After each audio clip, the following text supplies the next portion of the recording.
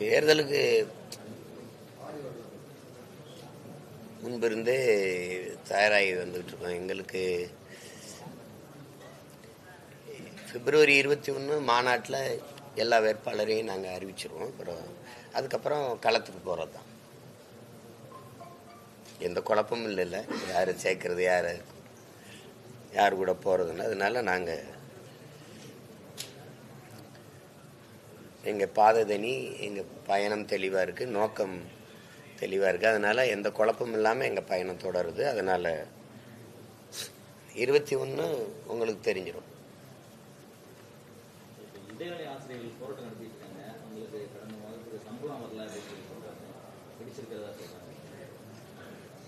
போராடினீங்கன்னா பிடிப்பாங்கல்ல.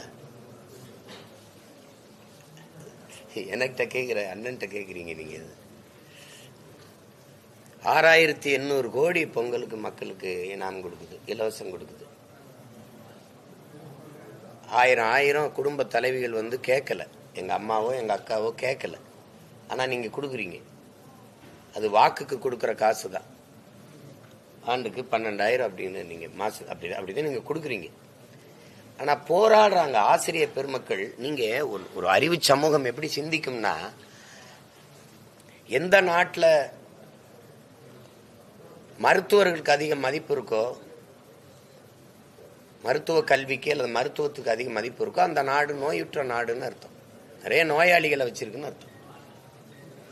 எந்த நாட்டில் காவல்துறைக்கு, வழக்கறிஞர்களுக்கு, நீதிபதிகளுக்கு பெரிய மதிப்பு இருக்கோ, அந்த நாடு குற்றச்சமூகமாக குற்றவாளிகள் நிறைந்த நாடுன்னு அர்த்தம்.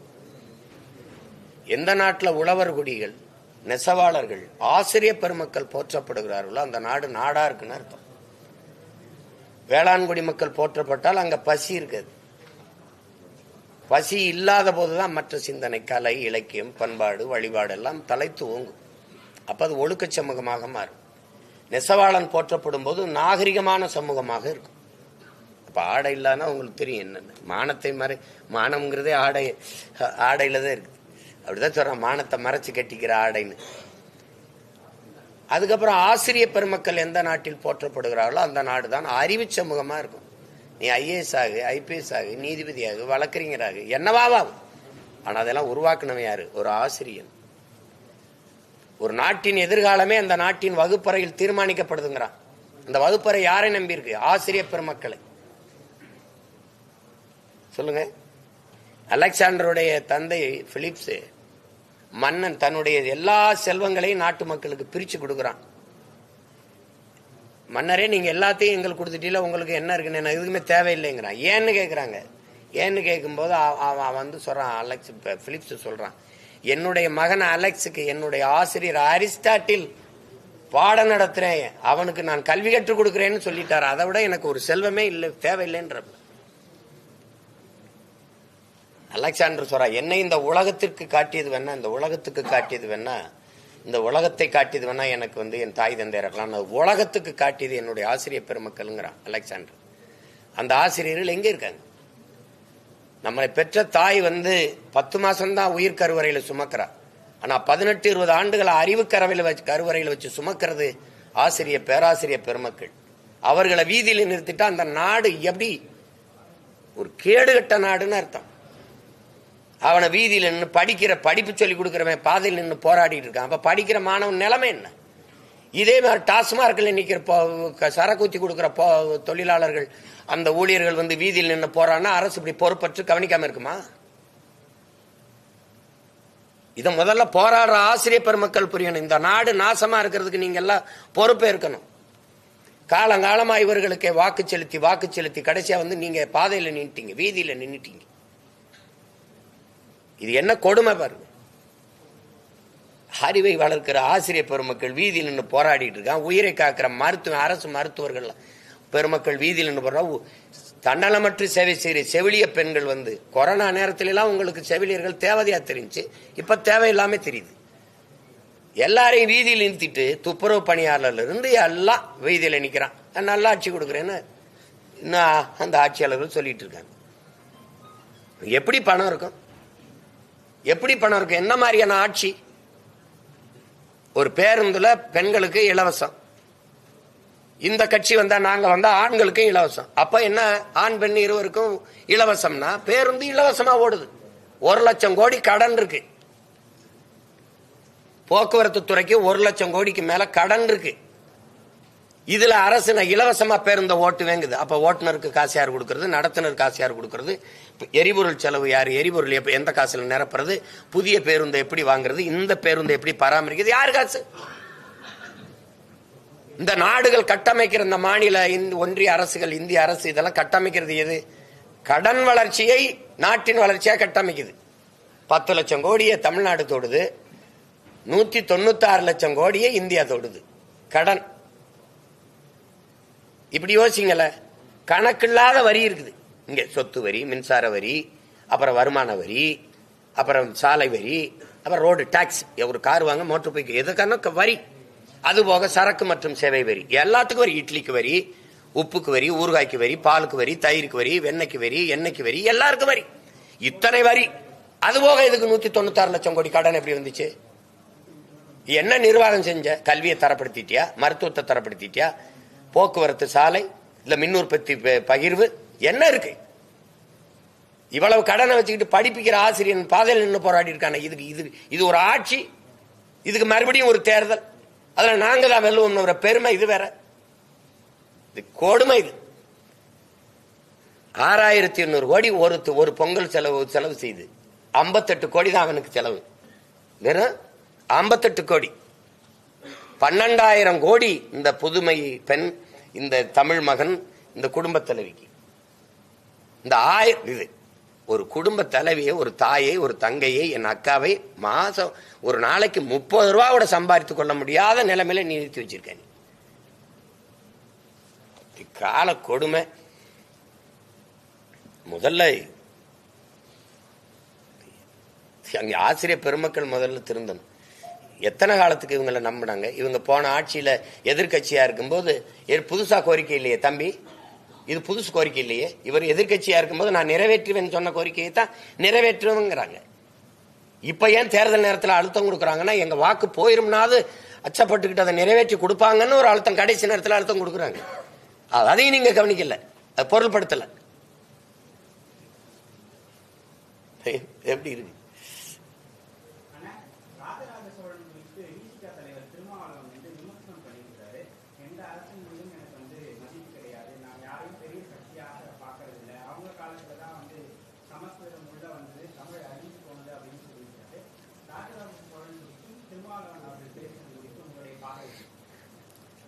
அதுல எனக்கு ஒன்றும் கருத்து இல்லை. நான் என்னுடைய பெருமைக்குரிய என் முன்னோரா நான் பார்க்கிறேன். அரசனுக்கு அரசன் அருண்மொழி சோழன், அவனுக்கு அப்படி ஒரு பேர் இருக்குல்ல, அதில் கூப்பிட வேண்டியது என்ன? சரி, அவர் ராமசாமிங்கிறது என்ன பேரு? என்ன பேரு? அப்பாவுக்கு ராமசாமின்னு இருந்ததை எங்க அண்ணன் மாத்தி தொல்காப்பின்னு வச்சுட்டார்ல. இப்ப ஈவேராவுக்கு ராமசாமி, அந்த பேர் என்ன பேரு? அவர் தான் ஆரியத்தை எதிர்த்தாரு. அப்ப ஆரிய தாய்மொழி சமஸ்கிருதம், அப்ப அதையும் எதுக்குறது தானே பொருள். அந்த பேரையே மாத்திக்கல. ஒரு பேரையே மாத்தாதவரை சமூகத்தை மாத்தினாருன்னு பேசிட்டு அலையிறிய சொல்லுங்க.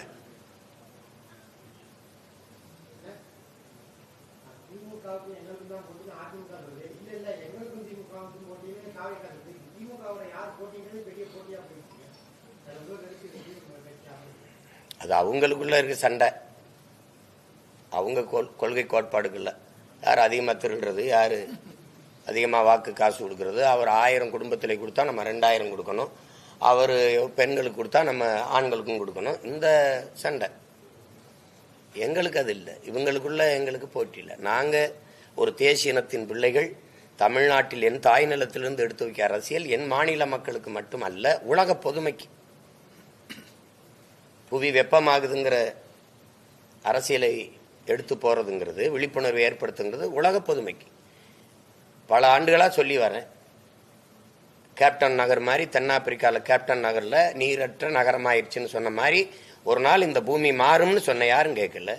200 நாடுகளின் அறிஞர்கள் எல்லாம் சேர்ந்து ஐநாவில் ஒரு ஆய்வறிக்கையை தாக்கல் பண்ணா. படிங்க. சூழியல், பொருளியல், அரசியல்னு எங்க ஐயா கி வெங்கட்ராமன் எழுதின நூல் இருக்கு, படிங்க. அதுல 12 ஆண்டுகளுக்குத்தான் பூமியின் வாழ்நாள் இருக்குது. அதுக்குள்ள பூமியை காப்பாத்தலைன்னா நம்ம எல்லாரும் அழிய வேண்டியதான அவன் சொல்லியே 4-5 ஆண்டுகள் ஆயிடுச்சு. ஒரு நாட்டு தலைவனுக்கு கவலைப்பட்டதா இல்லையே? இன்னைக்கு ஒரு அறிக்கை வருது, அதை பத்தி நீங்க யாரு கவலைப்பட்டீங்க? யார் தலைப்பு அடுத்து விவாதிச்சீங்க? இந்த பூமி நீரற்ற நிலமா மாறிடுச்சுன்னு அறிக்கை கொடுத்துட்டு போயிட்டான். ஐயா அப்துல் கலாம் இறந்து எவ்வளவு நாள் ஆச்சு? அவர் எப்ப பதிவு பண்ணார்? 800 கோடி மக்கள், அதுல 100 கோடி பேருக்கு தாண்டா குடிநீர் இருக்குன்னு சொன்னாரு. நீங்க எச்சரிச்சீங்களா? விழித்து கொண்டீர்களா?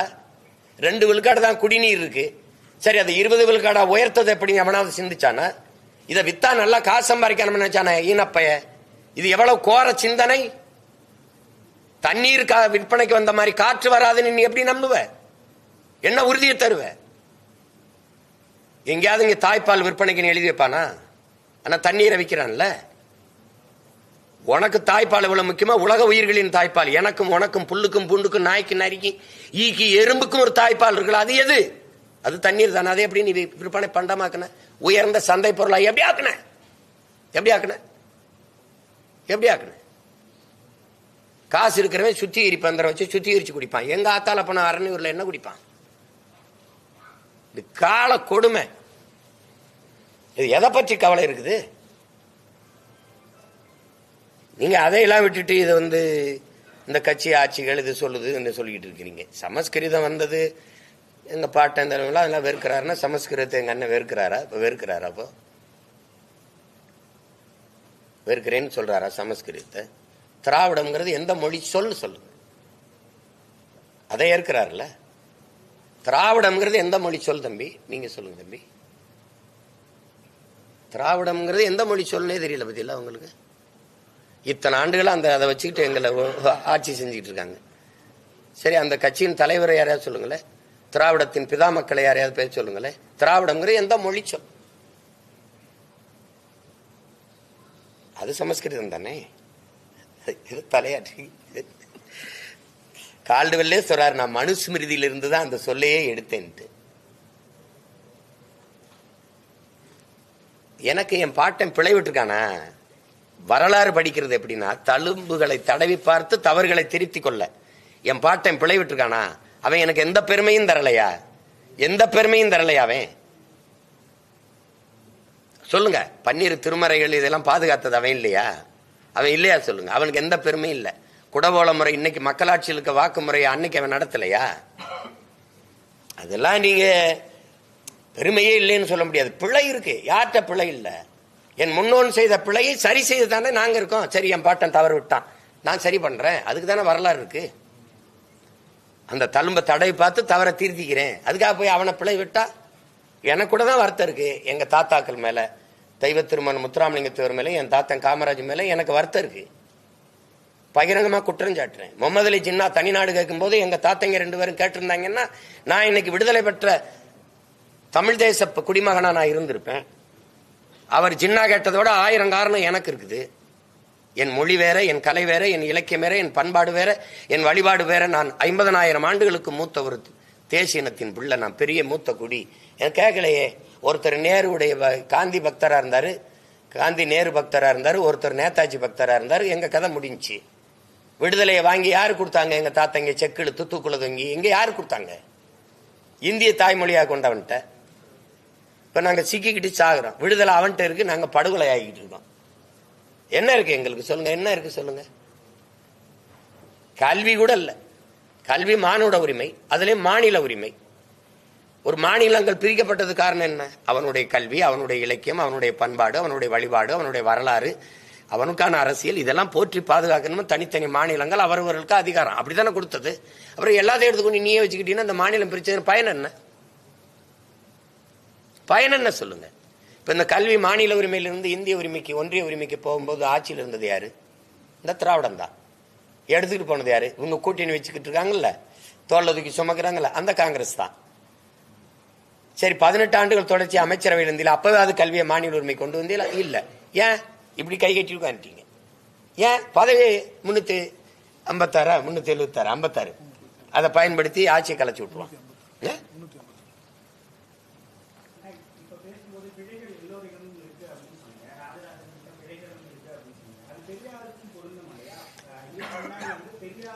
பெரியாரும் போராடினாருங்கிறத நாங்க எதிர்க்கல ஏற்கிறோம்ட்டோம்.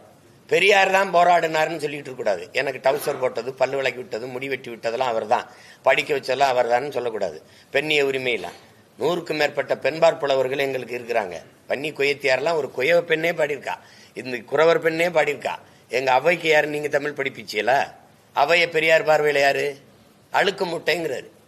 மாசக்கணக்கா குளிக்காம இருந்தவர் அறிவு மூதாட்டி அவைய அழுக்கு முட்டைன்னா எப்படி?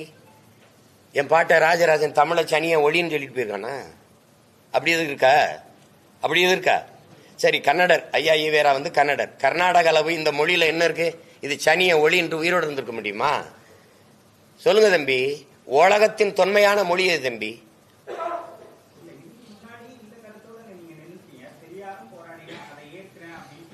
அப்படி நீங்க சொல்ல வரல. அப்படி நீங்க அப்படி இருக்கல. எல்லாம் பெரியாருங்கும் போது நாங்க என்ன சொல்றோம்? எங்க இனத்தின் முன்னோர்கள் எல்லாரும் பெரியாருன்றோம். நீங்க அப்படித்தானே நீங்க பார்க்கணும். நீங்க எல்லாமே அவர் தாங்கும் போது வெறி வருமா வராதா? நீ இறைவனை விமர்சிச்ச நீ அதை ஏற்க சொன்ன, ஈவேராவை விமர்சிக்கும் போது ஏன் எதிர்த்து நிக்கிற? என்னவோ கருத்து சுதந்திரம், என்னவோ பகுத்தறிவு. நான் கேட்கறதுக்கு கேள்விக்கு பதில் தான் சொல்லணும். அங்க எங்க ஆத்தாவில் இருக்கிறது, என் மனைவி இருக்கிறது, என் பரவுக்கு இதெல்லாம் பேசுனா நீ என்ன பெண்ணியம் போட்டுற? என்ன பெண்ணியம் போட்டுற? இந்த கோவை ராமகிருஷ்ணன் பேசுறான், குருமூர்த்திக்கு பிறந்தவங்கிறான். ஏண்டா நீ யாருக்குடா பிறந்த? நீ யாருக்கு பிறந்த? நீ ராஜாஜிக்கு பிறந்தேடா?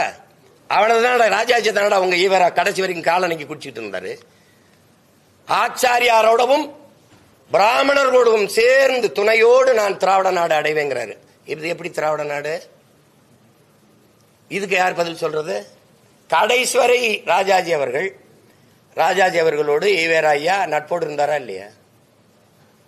அப்பெல்லாம் நீங்க ராஜாஜிக்கு பிறந்தீங்கன்னு நான் சொன்னா எப்படி இருக்கும்? திராவிடம் பேசுறவனா ராஜாஜிக்கு பிறந்தவனா எப்படா இருக்கும்? அந்த மேடையில் உட்கார்ந்துருக்காப்ல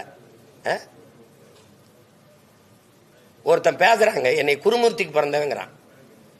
இதுதான் உங்க ஈவேரா கற்றுக் கொடுத்த பண்பாடாடா, நாகரிகமாடா? அயோக்கிய பயல்களா? என் தாய் நிலத்தில் உட்கார்ந்துக்கிட்டு என்ன திராவிடம்? திராவிடம்னா என்னன்னு சொல்றான்? எதுக்கு கொண்டு வரப்பட்டதுன்னு சொல்றான்? ஆரியத்தை எதிர்க்க. எதுக்கு எஸ்.வி. சேகரையும் இந்த மைத்திரையனின் கட்சியில சேர்த்து வந்த திராவிடம்? 30 ஆண்டுகளா உன் திராவிடம் ஆரிய பெண்ணை தலைமையேற்றுச்சடா. அன்னைக்கு நான்கு கண்டு செத்தியா காலில் விழுந்து பதவி அனுப்பிச்சுட்டு இருந்த உன் திராவிடம். அறிவு தெளிவு கொண்டு அடிமைப்பட்டு கிடந்த தமிழ் தேசிய நம்ம அரசியல் புரிதலோடு எழுச்சி கொண்டு வருது. இது பிரபாகரன் பிள்ளைகளின் காலம். சும்மா வந்துகிட்டு குறுக்கு மேற்கம் வாடக்கூடாது. அதெல்லாம் ஒரு காலம். ஒரு பெரிய எழுச்சி கொண்டு எழுந்து வருது தமிழ் தேசிய அரசியல் தெரியாம குறுக்கு ஒருக்கா திராவிடம் என்ன? நீ நல்ல வீரனா இருந்தா ஈவேராங்கிற தந்தை பெரியாரை சீமான் எதிர்த்து பேசிட்டான். அவனுக்கு ஓட்டுப்படாதுன்னு தேர்தல் காலத்துல ஒரு மகன் பேசுறான். ஒருத்தன் பேசுறா பாப்போம். ஒருத்தன் பேசுறா எவனாவது ஒரு வீர மகன் பெரியாரை இழிவா பேசிட்டான், அவனுக்கு ஓட்டு போடாதீர்கள் அப்படின்னு பொது மேடையில பேசுறா பாப்போம். பேசு. பெரியாரை நாங்க போற்றுறோம், அதனால எங்களுக்கு ஓட்டு போடுன்னு சொல்லு. நல்ல ஆண்மகன். எந்த தலைவனுக்கு இங்க ஓட்டு இருக்கு? நான் சொல்லுவேன், எனக்கு இருக்கு, என் கொள்கைக்கு இருக்கு. எனக்கு விழுந்த ஓட்டு ₹1 பணம் வாங்காம என் சொந்தங்கள் என் நோக்கத்திற்கு என் கொள்கைக்கு போட்ட ஓட்டு. உங்களுக்கு எவருக்காவது ஓட்டுருக்கா? காந்திக்கு தான் ஓட்டு இருக்கு. நீங்க கொடுக்குற 1000 2000 அந்த படத்துல ரூபாயில இருக்கிற காந்திக்கு தான் ஓட்டு. இங்க யாருக்கு ஓட்டு? உங்க ஈவேராவுக்கு ஓட்டா? இல்ல உங்க ஐயா கருணாநிதிக்கு ஓட்டா? யாருக்கு ஓட்டு? இல்ல ஐயா ஸ்டாலினுக்கா? எடப்பாடிக்கா? வெக்கம் இல்லாம பேசிட்டு இருக்கிறீங்க. தேர்தல்ல வாக்குக்கு காசு கொடுக்காம நல்ல மானமுள்ள வீர ஆண்மகன் என்னை வென்று காட்டுற ஒருத்தன் வாக்குக்கு காசு கொடுக்க கூடாது. நில்லு, தேர்தலை பார்ப்போம். கூட்டத்துக்கு காசு கொடுக்காம கூட்டி காட்டு பார்ப்போம். மகளிர் மாநாடு போடுற வட இந்திய பெண்களை கூட்டி வந்து சிப்காட்ல வேலை செஞ்சு ஜீன்ஸ் பேண்ட் காப்பி டீ ஷர்ட்டும் போட்டுக்கிட்டு சோப்பு டீ ஷர்ட் போட்டு 500 அவள்கிட்ட போய் பத்திரிகைகளுக்கு போய் இதர்மேக சாத் மேகன்னு வச்சுட்டு போயிட்டு இருக்காங்க. என்ன திமுக மகளிர் மாநாட்டில் என்ன சிரிக்கிற? கேவலம். மேசையில பெண்கள் உட்காரக்குள்ள ஒரு பை இருக்கு, எடுத்தா இந்தா பாருங்க தண்ணி, இந்தா பாருங்க பிரியாணி, இந்தா பாருங்க இது. கால கொடுமை. செத்து போன தத்துவங்களை வச்சுக்கிட்டு நான் தான் பல முறை சொல்லிட்டேன். வைத்திய காத்து இருந்தாலும் உச்சக்கட்ட காட்சி பார்த்திருக்கா? கிளைமேக்ஸ் 2 அடுக்குக்கு முன்னாடி ஐயா விஜயகாந்த் கொல்லப்பட்டுருவாப்ல. ஆனா அவர் குத்துயிருங்குற இருக்கும்போது அக்கா ரேவதியை கூப்பிட்டு இந்த வாரம் அந்த அவங்களை கூப்பிட்டு வந்து தப்பிச்சு ஓட விடு, என்னை இந்த ஊர் எல்லையில ஐயனார் கோயில்ல வந்து இந்த அருவாலோட அப்படி நிறுத்திருந்தாப்ல. 2 ரீலுக்கு முன்னாடி 2 அடுக்குக்கு முன்னாடி இறந்து போனவர் அப்படி நிப்பாப்ல. இப்ப நிக்கிறது யாரு? திராவிடம். புரியுதா? அப்புறம் கிட்ட ராதாரவியனை வந்து இப்படி வெள்ளிக்கிழமை ராமசாமின்னு வந்து இப்படி நிப்பாப்ல. நின்ன உடனே டேன்னு அப்படி போகும்போது காத்தடிக்கும் போது அப்படி செத்து அப்படியே விழுவாப்ல. அவர் நின்ன உடனே பாயந்துகிட்டு இருப்பான். இப்படி நீங்க எல்லாம் பாயந்துகிட்டு இருக்கிறீங்க இந்த அருவான்னு. அது செத்து ரொம்ப நாளாச்சு. இப்ப கால் ஒரு நாள் விழும்பாரு, சத்துன்னு விழும். ஆட அப்படிம்பா நீ. அந்த நிலைமை இப்ப வரப்போகுது.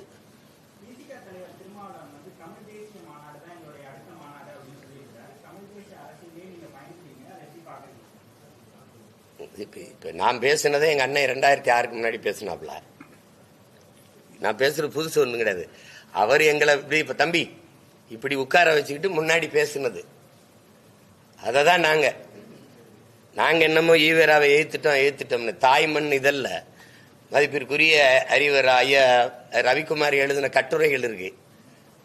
மனச்சான்றுக்கு எதிரா இல்லைன்னா அந்த கட்டுரைகளை அப்படியே தாய்மண்ணில் வந்த கட்டுரைகளை வெளியிட சொல்லுங்க. முதல்ல எங்க அண்ணங்களை வெளியிட சொல்லுங்க. அதுல இருக்கிறதை விட நான் அதிகமா ஈவேராவை பேசிட்டேன்னா நான் இனிமே பேசுறதை நிறுத்திக்கிறேன். இல்ல பேரறிஞர் அண்ணா அவர்களும் பெருந்தகை ஐயா கருணாநிதி அவர்களும் ஈவேராவை எதிர்த்து பேசுனதை விட நீங்க பேசுறீங்க சீமான்னு சொல்லுங்க, நான் பேசுறதை விட்டுறேன். என்னது தமிழ் தேசியம் பேசட்டும். எங்க அண்ணன் தமிழ் தேசியம் என்னன்னு எங்களுக்கு கற்பிச்சு கொடுக்கட்டும், நாங்க தெரிஞ்சுக்கிறோம். அவர் கற்பிச்சதான் நாங்க எடுத்துட்டு போறோம். ஒருவேளை இதுல என்ன அவர் சொல்ற தமிழ் தேசியம் அது நல்லா இருந்ததுன்னா எடுத்துக்கிறோம், அவ்வளவுதானே.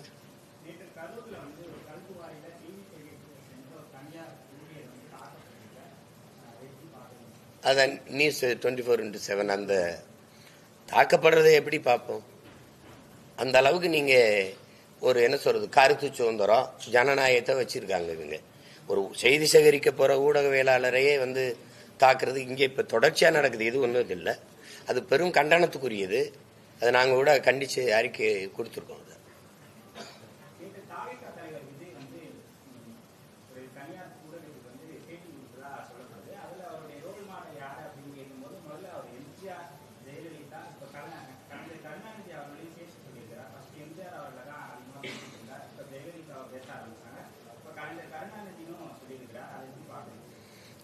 அது தம்பியோட தனிப்பட்ட விருப்பம். கொள்கை தலைவர்கள் 5 பேர் பின்னாடி வச்சிருக்காரு, அப்ப அவங்க யாரும் இல்லை. எனக்கு அதெல்லாம் இல்லை. எனக்கு நிறைய முன்மாதிரிகள் இருக்கிறாங்க. நாங்க ஏற்றுக்கொண்ட ஒரே தலைவன் எங்களுக்கு தெரியும். எங்கள் உயிர் தலைவன் பிரபாகரன். என் இனத்தின் எல்லாமுமாக என் தலைவன் இருந்தார். எங்களுக்கு வரலாறு அறிவியல் எல்லாமாவே இருந்தாப்புல. எங்களுக்கு எல்லாமே அவர் ஒரு சரியான வழித்தடமா எங்களுக்கு இருந்தாரு. எங்கள் முன்னவர்கள் நிறைய இருக்கிறாங்க. நேர்மையும் உண்மையும் நேர்மையுமான எளிய அப்படின்னா பெருந்தலைவர் காமராஜர். தன்னலமற்ற ஒரு தொண்டு அப்படின்னா எங்க பாட்டனார் வஉசியை தாண்டி இங்க ஒன்றும் இல்லை. எங்க தாத்தா முத்துராமலிங்க தேவர், கக்கன் இவங்களெல்லாம் தாண்டி இங்க எங்களுக்கு ஒன்றும் இல்லை. வாழுகிற ஒரு மனித புனிதனா எங்க அப்பா இன்னைக்கு நல்ல கண்ணு இருக்காரு, அவரை தாண்டி இங்க ஒன்றும் இல்லை. எங்களுக்கு இப்படி ஒருத்தர் 2 பேர் இல்லை, எங்களுக்கு நிறைய பேர் இருக்கிறாங்க. அதனால அது தம்பியுடைய விருப்பம், தம்பி அதை ஏற்றுக்கிறாரு. ஆனால் எந்த இடத்துல இப்ப ஐயா எம்ஜிஆரை எதுல எடுத்துக்கிட்டேன், அம்மா ஜெயலலிதாவை எதுல எடுத்துக்கிட்டேன், இப்ப ஊழல் வழக்குல குற்றஞ்சாட்டுப்பட்டு உள்ள போனதை எடுத்துக்கிட்டேன், அப்படி இருக்குல்ல. ஐயா எம்ஜிஆர் வந்து முதலா எல்லாமே பயிற்று மொழி தமிழா இருந்ததா பயிற்று மொழி ஆங்கிலமா மாத்தினாரு, அதை நான் வரவேற்று எடுத்துக்கிட்டேன். புரியுதா? நான் சொல்றது உங்களுக்கு புரியுதுன்னு நினைக்கிறேன். இப்ப அப்படி முல்லை பெரியாற்று அணையை பாதுகாக்கிற உரிமை தமிழ்நாட்டுக்கு இருந்தது, அதை அவர் கேரளாவுக்கு எழுதி கொடுத்துட்டு வந்தாரு, அது எனக்கு பிடிச்சிருந்தது எடுத்துக்கிட்டேன். அப்படி இருக்கணும். இப்ப நாங்க இதையெல்லாம் எடுக்கல. எதை எடுத்துக்கிட்டோம்? எங்களுக்கு தேச விடுதலைக்கு எங்கள் தலைவன் போராடும் போது தான் பெற்ற மகனை போல எங்கள் தலைவனை நேசித்து நின்று இருகரமும் கொடுத்த உதவி அந்த பேரன்புக்கும் அந்த பற்றுக்கும் நாங்க வந்து அவரை போற்றோம். நான் ஒரு காரணம் சொல்றேன்ல, அப்படி சொல்லணும், ஏதாவது சொல்லணும். அம்மையார் ஜெயலலிதாட்ட இந்தந்த முடிவுகள் எனக்கு சரியா இருந்தது, அதனால எடுத்துக்கிட்டேன் அப்படின்னு சொல்லணும். அது இல்லாம மொட்டையா சொல்லக்கூடாதுல்ல. தமிழகத்துல இருக்கிற எல்லா தலைவர்களும் செய்தியாளர் சந்திப்பு நடத்துறாங்க, இன்க்ளூடிங் நீங்க எங்க போனாலுமே செய்தியாளர் சந்திப்பீங்க. இந்த சந்திப்பை விஜய் அவர்கள் மறுக்கிறாங்க. அதை நீங்க எப்படி பாக்குறீங்க? எல்லாரும் அவரை தேடிதான் போய் பாக்குற மாதிரி நிலைமை இருக்கிற மாதிரி அதை எப்படி நீங்க பாக்குறீங்க? அதுல எனக்கு கருத்து இல்லை, அது அவரவர் விருப்பம். இது உங்ககிட்ட என்ன கேட்கிறேன்னா, நீங்க எல்லா நேரமும் நீங்க கேட்கும் போதெல்லாம் நாங்க சந்திச்சு நான் சொல்றேன், நீங்க உங்களுக்கு புரியுதுன்னு நினைக்கிறேன். எல்லா நேரமும் நீங்க விண்ணூர்தி நிலை ஏறும்போது ஒரு தடவை எடுக்கிறீங்க, அப்புறம் இறங்கும்போது எடுக்கிறீங்க, அப்புறம் அங்க கூட்டம் நடக்கும்போது எடுக்கிறீங்க, நான் சந்திக்கிறேன். ஆனா என்னை பத்தி நீங்க பேசுறது இல்லை. எதையுமே என் தம்பி உங்களை சந்திச்சு பேச மாட்டாப்ல, உங்களை சந்திக்க மாட்டாங்களா, நீங்க அவரை பத்தியே பேசிட்டு இருப்பீங்க. இது ஒரு கொடுமை தானே. நீங்க செய்யறது மட்டும் பெரிய அறமா சார்ந்த செய்யலாம். இன்னைக்கு இவ்வளவு நேரம் உட்கார வச்சு என்ன கேள்வி கேட்டுருக்கிறீங்க. அன்னைக்கு மொழி போர் இருக்கு, நான் வணக்கம் செலுத்த போறேன்னு, அதை விட உங்களுக்கு வேற ஏதோ முக்கியம். என் தம்பி உதயநிதி பிறந்த நாளை கொண்டாடுறாங்கன்னு எல்லாரும் அங்கே போயிட்டீங்க. அப்ப நான் கூட நினைச்சேன், இனிமே இவங்களை சந்திக்கவே கூடாதுடான்ட்டு. சரி, இந்த வருங்க ரசிக்காங்க, அவன் தம்பி நின்று சரி போ சந்திப்போம் அப்படின்னு அந்த கோபம் அப்படியே குறைஞ்சிருது. அது என்ன பண்ணுது, இது ஒளி வாங்கி தான், இது துப்பாக்கி இல்லை. இதுக்கு பயந்துகிட்டு சந்திக்காம இருக்க வேண்டிய தேவையில்லை. இப்போ பொலிட்டிக்கல் ட்ரெண்ட் தேர்தல் அரசியல், கொள்கை அரசியல், அந்த மாதிரி ரெண்டா பிரிச்சிருக்காங்க. அதை எப்படி பாக்குறீங்க? தேர்தல் அரசியல், கொள்கை அரசியல் அப்படி இல்லை. அப்படி எங்க கொள்கை அரசியல் எங்க யார்கிட்ட இருக்கு? தேர்தல் அரசியல், கட்சி அரசியல், மக்கள் அரசியல். இப்ப கட்சி அரசியல்னா ஒரு கட்சி ஆட்சிக்கு வர்றது, ஒரு 5 வருஷத்துக்கு ஒரு தடவை தேர்தல் வருது, 5 ஆண்டுக்கு ஒரு முறை. தேர்தலில் வென்று வந்த பிறகு தேர்தலை பற்றி கவலைப்படக்கூடாது, மக்களை பற்றி தான் கவலைப்படணும். ஆனால் இது வந்த பிறகு கட்சி தேர்தலையே கவலைப்படும். கட்சிக்கு நிதி புரட்டும், மாவட்ட செயலாளர் அமைச்சர்களை வச்சு பார்ட்டி ஃபண்டு கட்சி நிதின்னு ஒன்று வாங்குது பத்தியெல்லாம் உங்களுக்கு புரியும் நினைக்கிறேன். இந்த பார்ட்டி ஃபண்டு வசூலிக்கிறது கட்சி அரசியல். அப்புறம் தேர்தலை குறி வச்சா அடுத்த தேர்தல் என்ன பண்ணலாம், மகளிருக்கு 1000 கொடுத்தா மகளிர் வாக்க வாங்கிடலாம், கல்லூரிக்கு போற பெண்கள் வாக்க வாங்கினோம்னா அதுக்கு புதுமை பெண் ஒரு 1000, இளைஞர்கள் வாக்கு, அப்ப கல்லூரிக்கு போற பெண்கள் அது. இப்போ இது தேர்தல் அரசியல். இப்ப மடிக்கணினி 11ஆப்பு 12ஆப்பு படிக்கிற பையங்களுக்கு கொடுக்காம கல்லூரியில 2ஆம் ஆண்டு, மருத்துவக் கல்லூரியில 2ஆம் ஆண்டு 3ஆம் ஆண்டு படிக்கிறவங்களுக்கு ஏன் கொடுக்கணும்?